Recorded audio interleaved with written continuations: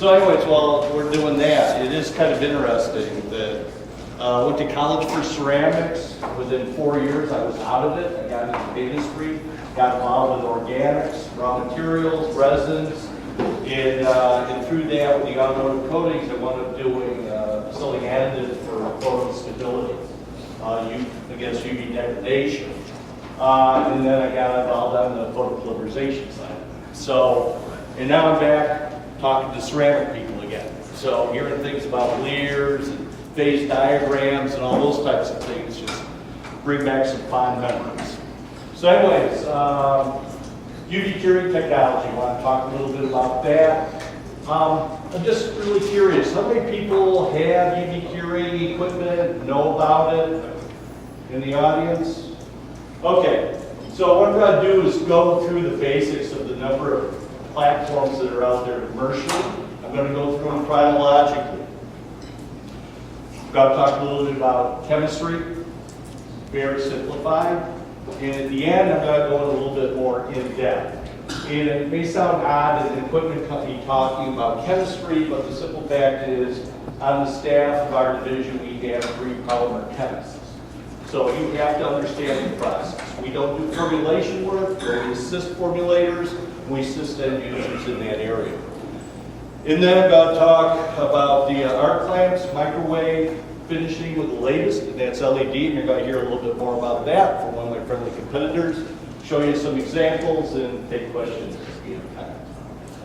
So, Heraeus Nobellight, here comes the corporate commercial. I'm not going to spend a lot of time on what's up there, but Heraeus Nobellight, or Heraeus, if you're not familiar with them, a privately owned German company, and what they're known for, if you're in decoration, is they're the platinum company. They're the precious metals company. And the history of the company is the pharmacists figured out a burner combination so it could melt platinum. Right after that, he figured out if you can melt platinum, you can melt sand. So he got into fused silicon. So when you get right down to it, Heraeus is primarily a materials company. So why do they have an equipment? Because when you start looking at UV curing equipment, the glass envelope that's used in all these bulbs are fused silicon. They're quartz. So they're ceramic, refractory metals, precious metals. Light, Nobellight division for Heraeus. We do photons. Photons from UV, deep UV, all the way up to infrared with a number of different emitting platforms. Of course, today I'm going to be talking about the UV emitting platforms.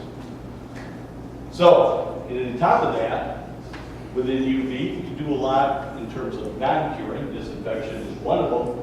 But what we're going to be talking about, of course, is curing of chemistry. UV curing process with photochemistry is a little bit different than thermal. And what is different is you have 2 basic species. There's a number of different chemistries that are used commercially, but the dominant one, about 90% of it, is called free radical chemistry. And what free radical chemistry does is you have acrylate functional groups, and you have a photoinitiator. The key is this photoinitiator. It absorbs UV energy, it cleaves, it breaks apart, it creates a free radical, and initiates photopolymerization. What's one of the major differences? You saw on the last slide, it says solvent-free. Yeah, you can formulate solvent-free, but I want everybody to know in this room, there's a lot of formulations out there that do use solvents also. So, why are they looking at UV chemistry? UV chemistry, back to this photoinitiating step, is very fast. As a matter of fact, when we talk about UV chemistry and all the benefits it gives, it all comes back to the chemistry. Small footprint is because it's really, really fast. When you talk about heat reactions chemically are condensation reactions. Those, in relative terms, are very slow. As a matter of fact, when I was involved in the automotive coatings industry pretty actively, there was a project to cure cars, clear coats on cars. I was involved in that, and believe it or not, that was 15 years ago. The whole point of this project was to make a car that improved scratch and mar resistance. Actually, the fact of the matter is, we built a car you couldn't keep if you wanted to. Of course, it was a real challenge in repairing it too. been correct. But that's another point. But what was going on with this process is I was having a meeting about once every 2 or 3 months with the head of clear coat development for DuPont. DuPont bought Herbert's, which was in Germany, and this UV project was with Herbert's in Germany, and DuPont in the US had their own project, and of course you had a competition, internal competition. And the guy I was meeting with here in the US wanted to kill the UV project. And he was saying it really didn't have a future. And we would always have a very interesting discussion, let's say over lunch, about it a couple of months. Because I was going over to Germany working on the project. One day he sat down and he said, I got something. And we had a very nice lunch for the first time. He said, look, energy curable systems, free radical reactions are 1 million times faster than condensation reaction. So the simple fact is, curing of the process is your rate limiting step. You need to look at energy curables. When I bring up energy curables, E-beam, electron beam is also an option. But basically we're talking about UV in this case. So let's talk about the spectrum of UV.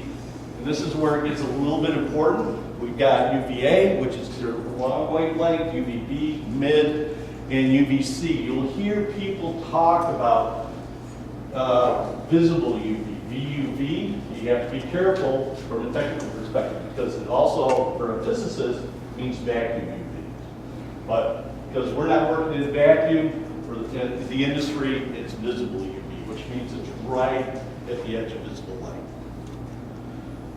So, when you have these lamps have different fills.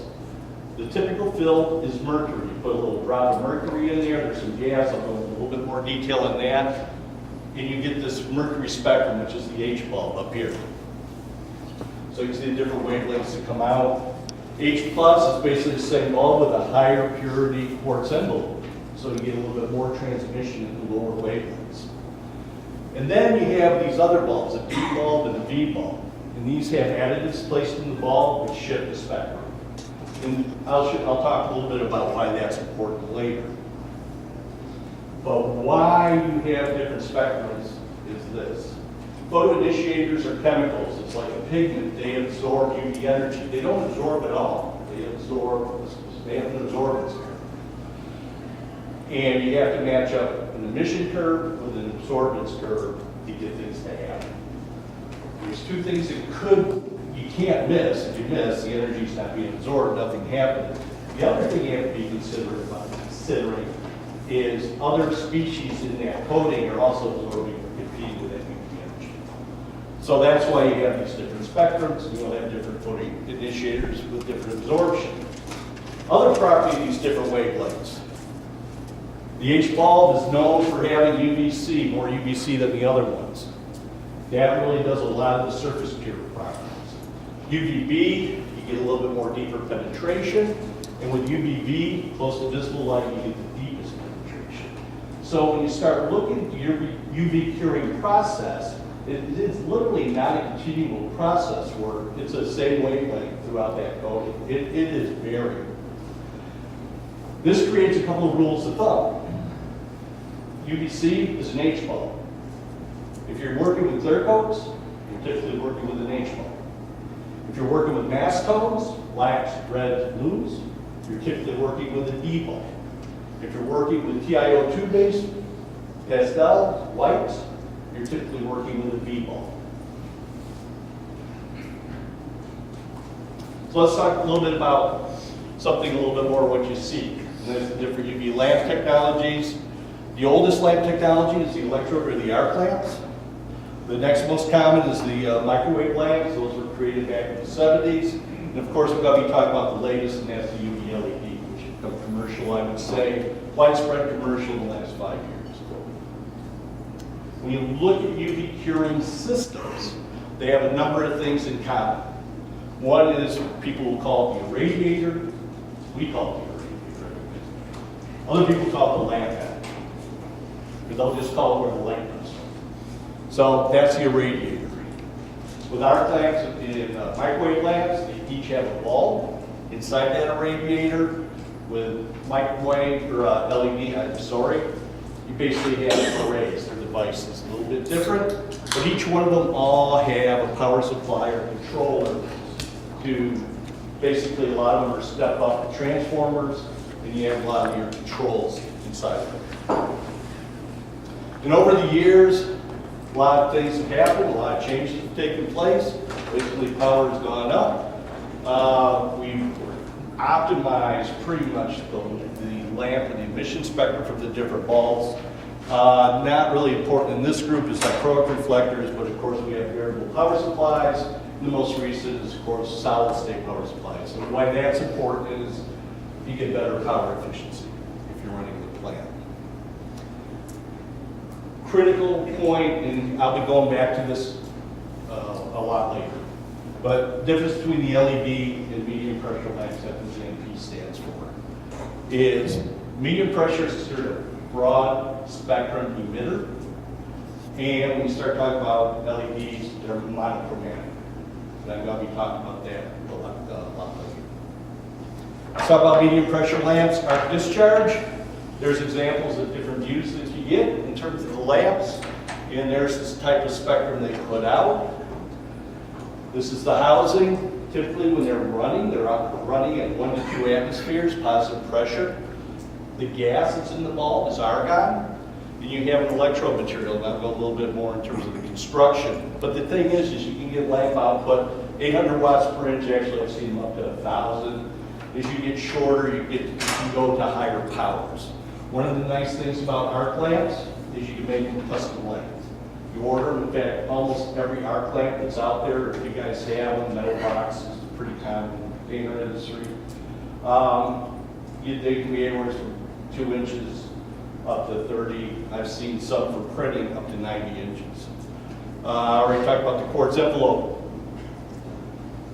Depending on the manufacturer, depending on the size, I just put up a number for warranty for life. It's about 1,000 hours.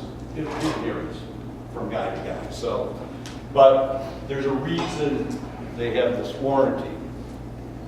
When you look at the construction of this lamp, one of the things you have is you're striking an arc to create the heat, create the plasma, put the mercury into the vapor phase.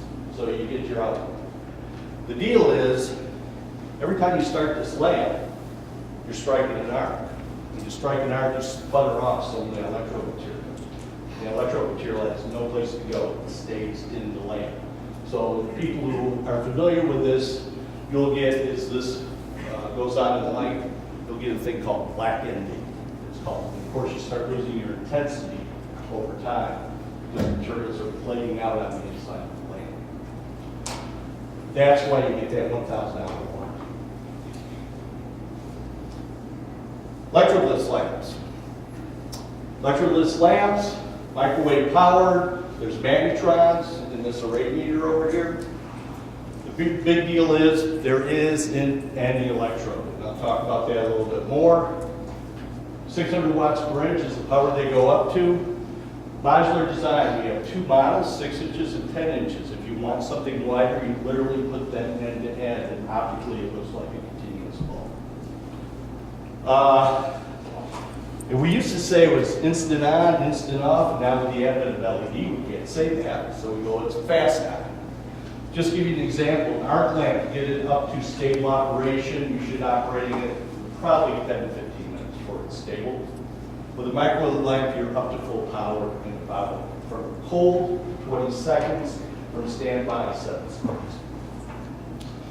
And the wide range of spectral distribution. The big deal here is about this electrodes, no electrodes. You get maximum output stability, wavelength stability, because that's what a bulb looks like. So what you're doing is you're creating a microwave cavity. The bulb is literally suspended in there in spring clips, and it's like a hot dog in the microwave oven. That's how we get our plasma. That's how we generate our heat. Get the mercury up into the plasma, and you get out. We warranty those for 8,000 hours. In real life, they go a lot. But you always have to remember these are optical systems. Dirt's the enemy. So ink misting, things of that nature, obviously can have a big impact in terms of life. But if you're running a clean operation, you can pretty long life on these things. That's a cutaway view in terms of what's inside that radiator, just to give you an idea.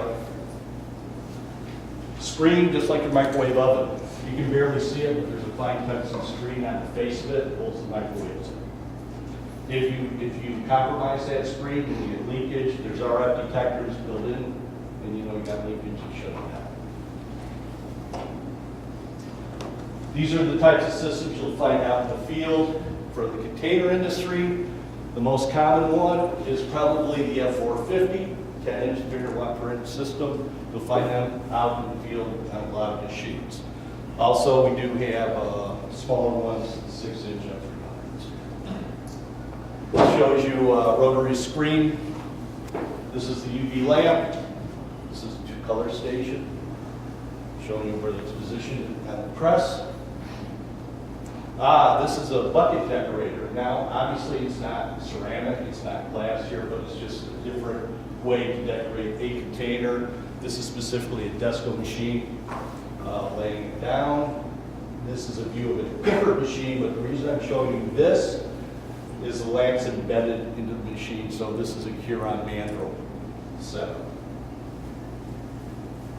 You got the servos. I know a lot of the press guys are here for the show, so you'll be able to talk to them, but this is the type of units they're on. One thing that I come across in the glass deco industry is people already have installations. They already have chain on edge units, and they want to go to UV. And typically what they're doing is it's a change of names, but obviously you've got to continue security equipment. A pretty common retrofit for us is you've got a chain on edge conveyor system. You got space for it, you just drop it in. It's usually before or after the oven. We do prefer before because we're talking about dirt.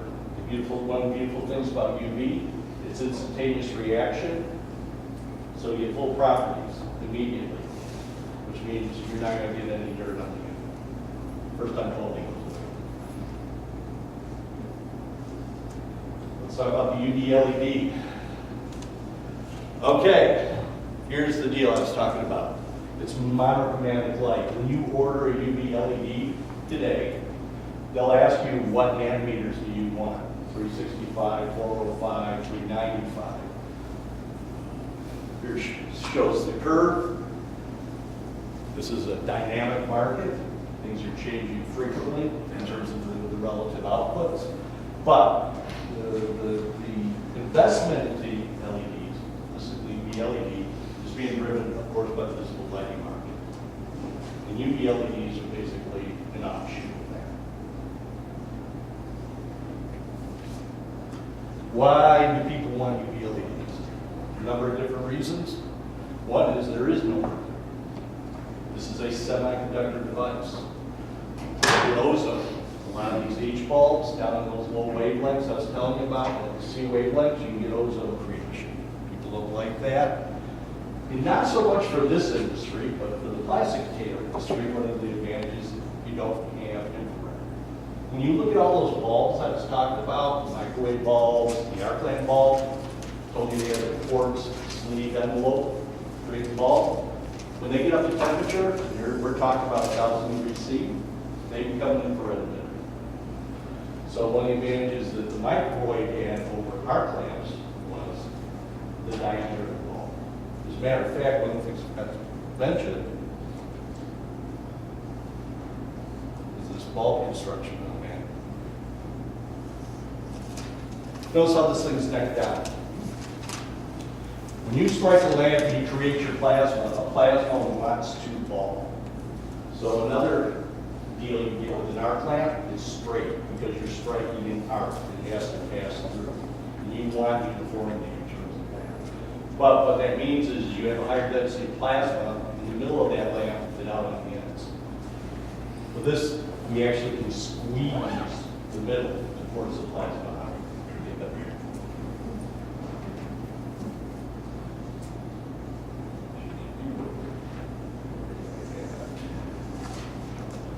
So, LEDs, they've been commercial for quite some time. The primary markets that they've been successful at is, you heard about it just a little bit ago, is printing, specifically digital printing. They're moving more and more into the analog space. Obviously, in the other area, they're very dominant is in the adhesive curing market. And this is really a function of the wavelengths. Some of their limitations, which I'm going to talk about, as of today, has to do with the wavelength. So, you've got instant on-off, you have very low electrical consumption. When you talk about that big 600 watt, well, we're going to talk about the F450, 300 watt per inch, 10 inches, that's 3,000 watts of energy coming out of there, 10 inches. Of those 3,000 watts, 1/3 is basically infrared, 1/3 is basically visible light, and 1/3 is UV. And you got light.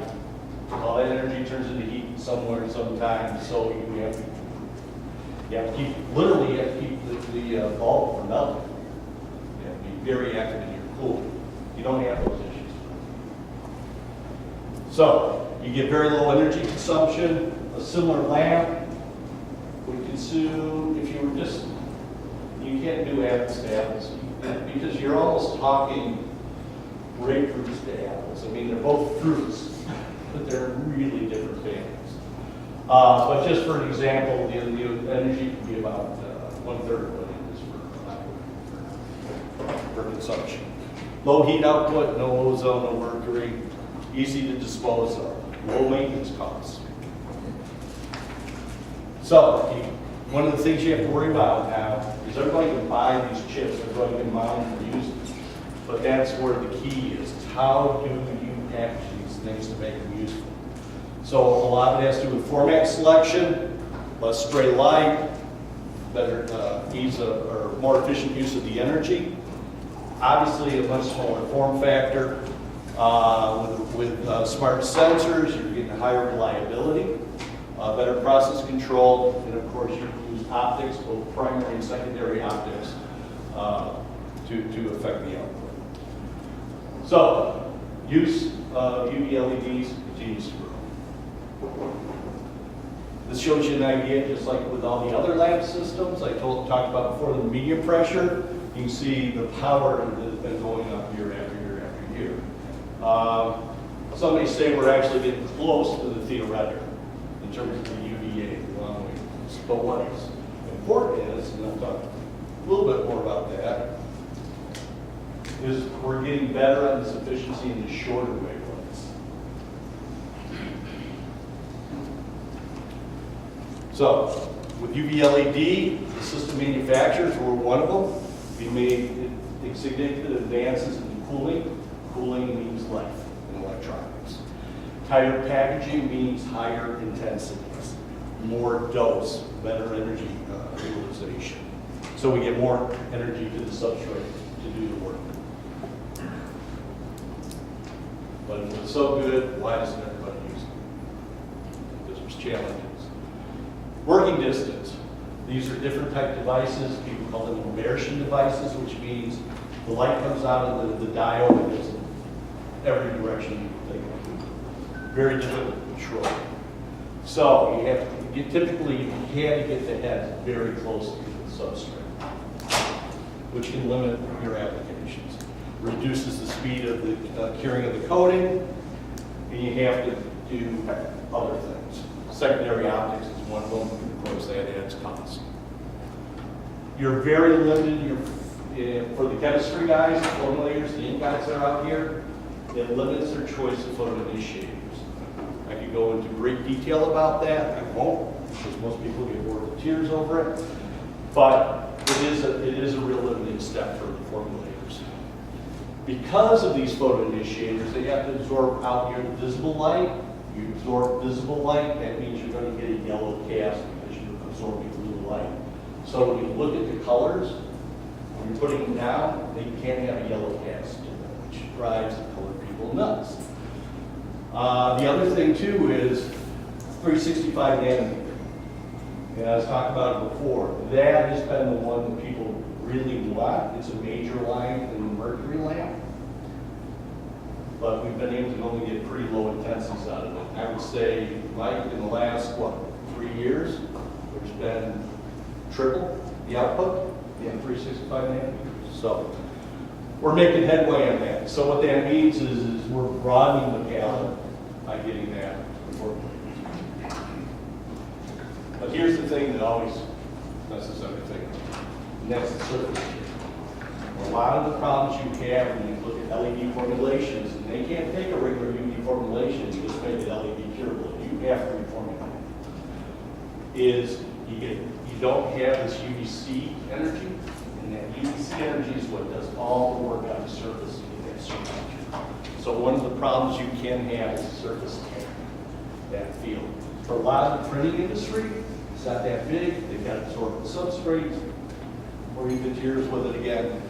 But this is one of the limiting factors in terms of LED. When a photoinitiator breaks apart after it absorbs UV light, the first thing it wants to react with is oxygen. And once it reacts with oxygen, it kills it. So the first thing a photoinitiator does is literally become an oxygen scavenger. So once you get rid of the oxygen that's in the coating, things start happening. Well, what happens at the surface? You always got oxygen there. So once you reacted it, it still finding oxygen all the time. So that's why it's not curing at the surface. So what do the formulators do? There's lots of ways around it, but basically, and this has been true also in the mercury labs, it's all about higher intensity. Your higher UV intensity wins the race, because it's a race. It's about propagation versus termination. And more intensity gives you a higher flux of radicals, which lets you win that race. You can increase the level of photoinitiators in the formulation. That has some drawbacks to it. I'm not going to go into it, but that does have drawbacks. You are limited to what you can do there. But also they can start putting other products or other additives or other, is that the right word? Start using other raw materials that have specific chemical property sets to be able to do what we call charge transfer. Chain charge transfer on that energy. And the ones on the right really don't apply in this application. Yeah, we do a lot in the inverting or in the converting industry. In the converting industry, they do a lot of nitrogen inverting, which is a lot of students. So what are we doing? Increase the concentration. One way around it is you can put optics literally on the dot. You can put mirrors around the dot. You can use secondary optics. There's different ways. But what we're basically showing here is if you want to start controlling this energy and bringing it down to where the working surface is, right now the most effective means is the optics on the chips to be able to do that. But a lot of people are doing macro optics, and a lot of people don't do any optics because now it's just another component in that system that could fail. Talking a little bit more about the 365. As we've gone up in these powers and you've been able to do the optics, what we're talking about here is we bring that lamp further away from the substrate, where it's still getting cured. So in this specific case, in this specific chemistry, what we're basically showing at 40 millimeters, an inch and a half, we're starting to get, that seems to be the limit.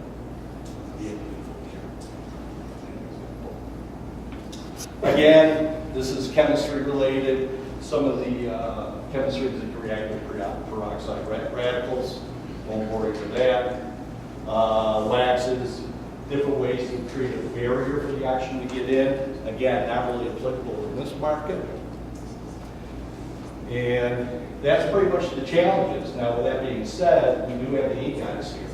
And all the ink guys have been selling a lot of UV LED curable systems, and they're selling a lot of UV LED curable systems. A lot of these challenges are being overcome. And this is just a couple photos showing what the lamps look like running a trial. Questions? Sure. Kevin, could you talk a little bit about adhesion of UV lamp reservoirs, the LED lamp on specifically, say, glass or ceramics or vitrified material, or a tougher material? Well, number one, I'm going to defer to the formulators because it's their coding, it's a hearing, and more about the process, but that being said, it's the same thing we heard from the ECUP guys. Different pre-treatment for different levels of performance are utilized. For some of the wear, they're going direct on, and for others, they're doing pre-treatment. Some people are doing overcoat or over-varnishes, so to speak. Or would you say that the intensity of curing is higher in UV compared to LED, or LED has pretty much come up to the level of UV curing? Okay, I've got to say it's come up to the level, Or with a really big caveat to that. Okay. Because when you hear the numbers out in the industry, they're going to talk about peak intensity, and that's peak intensity at a wavelength. When I talk about peak intensity for a broad emission spectrum, it's going to be lower. But I've got a lot more energy on the waves. I mean, if you just do area under the curves, you know, something as simple as that, you see what we're talking about. So, at the end of the day, when it comes to the process, the only thing that really matters is you get the properties you want, you get the touch of speed you want, at the cost you need. It's really what it is. With the shortcomings on the UVC, how does the rest of that, how does that happiness, is it just air clear after that? Or? Well, there's a lot of ways around it. Like I said, if you go back to this other slide, there's a lot of different types of resin types you can use that it enhances this. It's almost always about cost. So that's one of the big drawbacks for it. A lot of examples that are out there in the marketplace right now is LEDs are being used more and more on these machines, but they're not carrying absolutely everything. So at the end of the day, the very last gear station will be a medium pressure to ensure that it's through. Do I believe that's going to be maintained? No. We work with raw material guys, things are changing, eventually they have to go. The form factor here is just a very good balance.